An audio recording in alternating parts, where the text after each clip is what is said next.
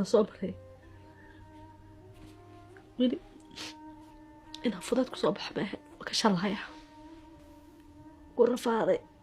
إرهاتا منصم مسكعنا كدهلنا kulanti wacan oo wanaagsan daawadayaal meel walbo dunida daafeeda aad ka joogtaan halkan waa Sooranyar official fadlan haddaad ku cusub tahay subscribe iyo share caawa waxaan idin hayaa barnaamij khaas ah kaasoo ka hadlaya dhibaatada ka taagan tahriibka kaasoo weli joogsanin tahriibka ayaa dhibaato ba'an ku hayo waxaan caawa ka wareysanaynaa gabar ka mid ah gabdhaha Soomaaliyeed oo la kulantay dhibaato khaas u ah ayada walaal ku soo dhawow Sooranyar official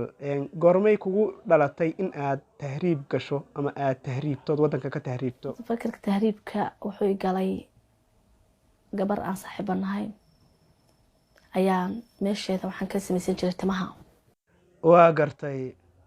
way talyaaniga dhow dadkooda tagayaan maadaama meeshana aan nolol ku haysan qof dumar aan ahay maanta wax aan sameeysan karinin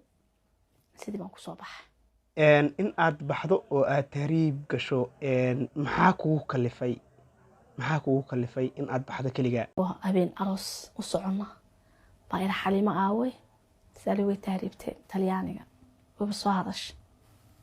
habeen dhow seexan way marka anada marka tahriibku wax aan aqaano ii baxa wuu igu jiray hamiga laakiin waxaan aqaano aan aamina raadinay waa gartay maadaama saaxiibta ay talyaaniga ka soo hadashay adiguna waxaad streamiya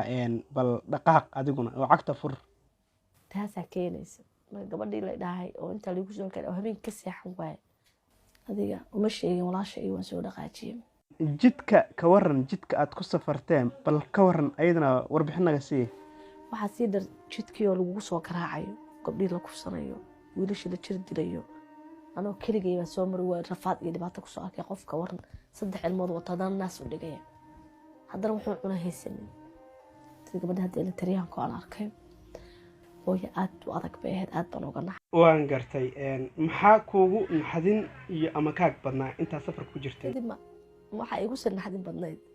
markaan arkay qof walaalka intuu gaari ka jabay aad caawin karnay oo gaarigana kugu yaryahay oo biyo aad siin karnay oo meedka banaanka saa u daadsan yahay rag iyo dumarba waa aad u adag waan gartay tribal waxa dhacday qolada isu gulubka ahayn oo gaariga hore raacday inaan raacaan dabcan marka waan gartay waxaan ku heshiin weynaa lacagtii halashan wiilkaas kursana wuxuu yiri aniga waxaan dhiibayaa anigana feeri baan rabaa gabadhan hala waan gabadha leeyahay anna waan dhiibayaa haye maadaama moogta markii last time waxa u timaad waa raqiis waan gartay qorshaha yaad la timaadeen ma idin ka aqbaleen waxay dhan maya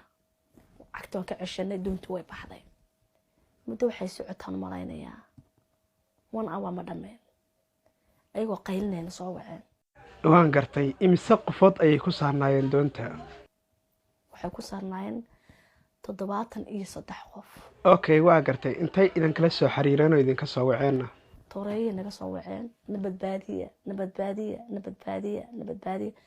hamar bay la degtay waan gartay maxaa kugula yaab badnaa marka ay qaylinayeen sidee baad dareentay maxaad kula yaab badnaa qaylad ugu dambeysay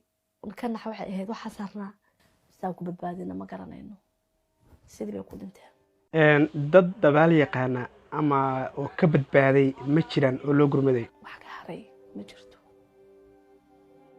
marka asxaabtaada safarka sii wado ma ku dhaheen adoo dadkii bay ugu adkaada waxa la yiri qof walba califka suulayay ciiday soo bax oo soo baxay habeenkii ka dambeeyay doonta soo raac doon noocay ah ayaad fuusheen ama raacdeen doonta soo saaray waxay ahayd alwaax imisa ayaa la idinku saaray doontaas alwaaxa 28 qof baan ahay san u wareegnay bishii 8 koodeeda waxaan qabtay 12 bishii soo raacday koodeeda waxaan qabtay Maltayska oo wada go'aanahay oo mid ka daran tahay oo qaar xataa ku dhex waashteen inay isku tuuraan ee badda rabaan anigu aan ka celinayno waan gartay sidii baan waxaan ku nimid Malta okay markaad Malta timaadeen bal ayadana nooga waran Malta markaa waxa dhacday man aqoonti systemka lama soconin si la socdo jeel baa la geliyay meel baa lagu xiray imisa ayaad ku jirtay jeelka Malta waxaan ku jiray muddo 7 bilood iyo xoogaa xabsigeeda jeelka markaad ka soo baxday Malta ma la qabsatay marka maalta jawigan la qabsan waayey markaa banaanka soo baxay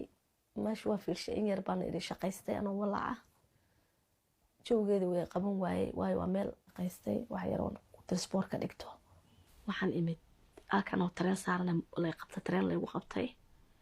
oo horeyna soo celiseen